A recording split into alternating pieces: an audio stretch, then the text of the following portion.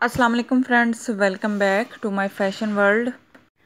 तो फ्रेंड्स, आज की वीडियो में मैं आप लोगों के लिए लेके आई हूँ फैंसी ड्रेसेस की बहुत ही अमेजिंग कलेक्शन। वीडियो में ऐड जितने भी ड्रेसेस हैं ये तमाम पार्टी वेयर डिज़ाइनर ड्रेसेस हैं, मिक्स ब्रांडेड हैं।